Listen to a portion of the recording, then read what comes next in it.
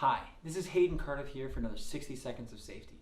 Today we're going to dive into week 2 of our 4-part series on training your drivers, and today we're going to talk about classroom type settings of those driver engagements. So these types of trainings are really good for getting across a lot of information to a lot of drivers in a short amount of time. So this oftentimes manifests itself in terminal talks or some type of engagement with all of your DCs.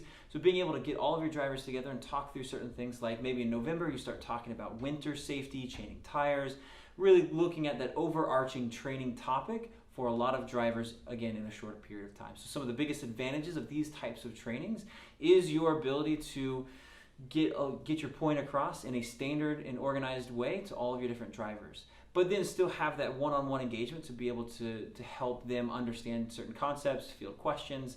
You can also use this type of training to be able to get smaller groups of drivers on a little bit more of a customized topic, like maybe speeding infractions, and yet still not that one-on-one engagement, being able to get to a larger audience. Now, some of the drawbacks of this type of engagement is it's not as personalized.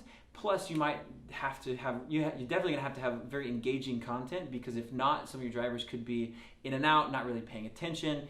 Also, last piece is, without a management system like the Idelic Safety Suite, it also might be very difficult to keep track of who is or is not in attendance of these types of trainings and be able to make sure that everyone is getting all the content you want them to get. All in all, it's a very effective form, especially within the overarching safety program, and it's a very great tool within your training toolbox when used appropriately. So thank you again. This has been another 60 Seconds of Safety.